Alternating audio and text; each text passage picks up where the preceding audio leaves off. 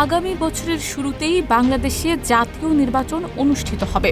এ নিয়ে যুক্তরাষ্ট্রের পররাষ্ট্রমন্ত্রী মার্কো রুবিওর সঙ্গে টেলিফোনে কথা বলেন বাংলাদেশের অন্তর্বর্তী সরকারের প্রধান উপদেষ্টা ডক্টর মোহাম্মদ ইউনূস। প্রধান উপদেষ্টার প্রেস উইংসের বিবৃতি অনুযায়ী প্রায় ১৫ মিনিট ধরে চলা এই ফোনালাপ ছিল আন্তরিক, বন্ধুত্বপূর্ণ ও গঠনমূলক। আলোচনায় উঠে আসে গণতন্ত্রের রূপান্তরের পথনকশা, আসন্ন নির্বাচন, অর্থনৈতিক সম্পর্ক জোরদার, রোহিঙ্গা সংকট ও ইন্দো প্রশান্ত মহাসাগরীয় অঞ্চলে নিরাপত্তা নিশ্চিত করার মতো গুরুত্বপূর্ণ ইস্যু। রুবিও জানান, বাংলাদেশের চলমান রাজনৈতিক সংস্কার ও নির্বাচন আয়োজনের উদ্যোগ যুক্তরাষ্ট্রের দৃষ্টিতে সময় উপযোগী ও ইতিবাচক। অর্থনৈতিক খাতেও দুই দেশের সম্পর্ক আরও গভীর করার উপর গুরুত্ব আরোপ করেন দুই নেতা।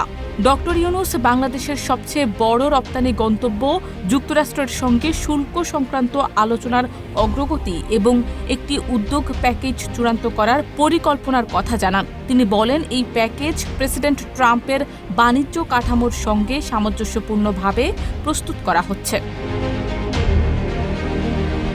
তিনি এ সময় সম্প্রতি ওয়াশিংটনে অনুষ্ঠিত বাংলাদেশ যুক্তরাষ্ট্র বৈঠকের প্রসঙ্গ টেনে বলেন, জাতীয় নিরাপত্তা উপদেষ্টা ডক্টর খলিলুর রহমান ও মার্কিন উপপররাষ্ট্রমন্ত্রী ক্রিস্টোফার ল্যান্ডাউয়ের মধ্যে বৈঠকটি দ্বিপাক্ষিক সম্পর্ককে নতুন উচ্চতায় নিয়ে গেছে।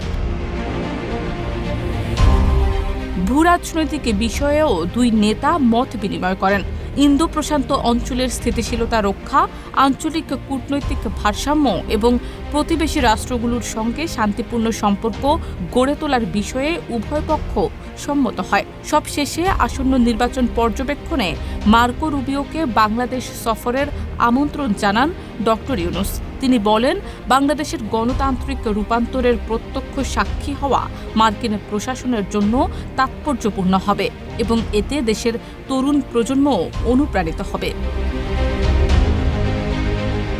শারমিন নিশু, ঢাকা পোস্ট।